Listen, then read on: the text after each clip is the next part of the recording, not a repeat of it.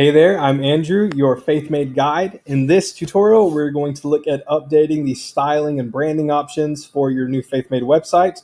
The quickest place to do that is down here. We can access the different settings we need quickly, but what I'm going to do is I'm going to jump over to our customizer, and we're going to look at some of the different styling options.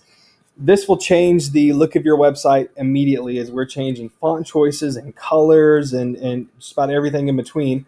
So we're going to start with our styling tab here. And the first place we see is the accent colors. You can change different accent colors right here. So for links, by default, these are the links that the link colors. So if there's a link, you can see that's changing there. We have a light color and a dark color. And these are used several places throughout the website. For example, you'll see this dark color is automatically applied to this row. The light color is seen right here on the back of this column. And then the dark color is used automatically on the footer.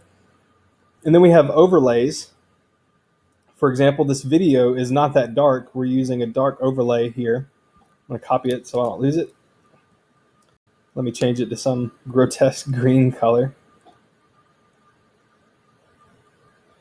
And you can see that it changes. So anywhere that we're using that dark overlay color, it'll automatically be updated to whatever these colors are here. Next, we have our menu colors. And you can see here, we have this transparent background. So we want over a dark background.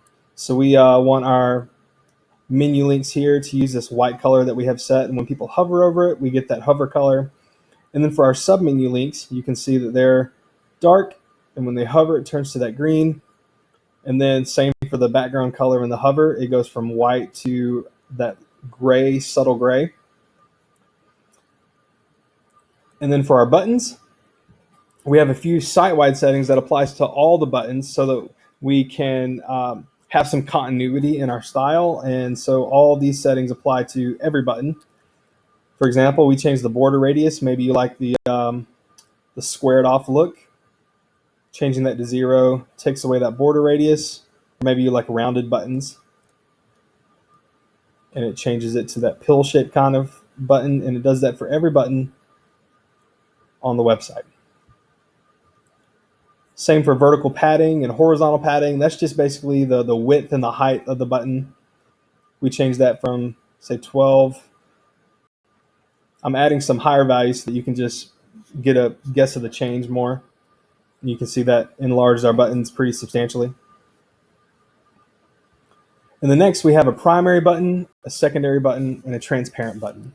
Primary button is this button that you see mostly throughout the website. That's why it's called primary.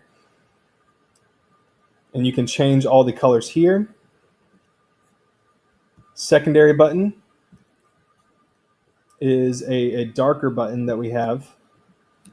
And I'm using it on the give page, for example, for this app button here. And then transparent button is like a button that has a border outline, and you can keep the button color transparent. So just pull that slider all the way down. That makes it transparent. And then when people hover over it, you can change those colors as well. And then one button that's just set automatically from the settings that we choose for colors. We don't want to have to set a million different kinds of buttons. But for example, here's a light button that just uses your light color and your dark color, and then uses the hover settings from your primary button. Next, we have typography. We're not really worried about the site title and tagline because we're using a logo instead. But for our menu, we can change the font family here.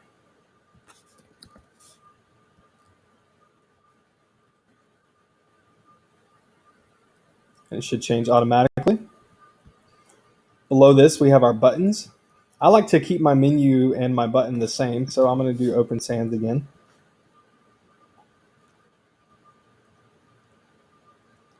And we can also change it from text transform from uppercase to just normal. And we can also change the weights, so bold, etc. And then we can change the letter spacing.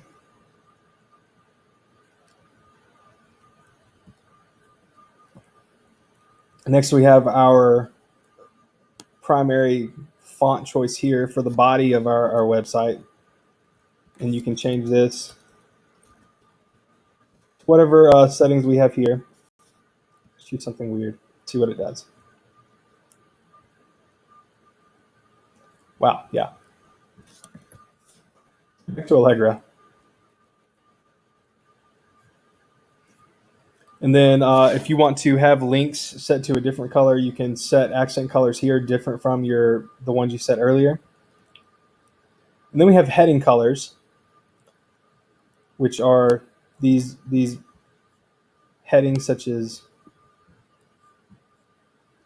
different titles, page titles, important type places, important information.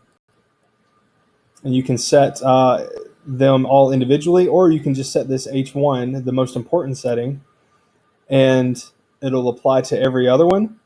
Or if you're like me, I like to set at least the H3 and the H2 to be their own so that I can have better control over it.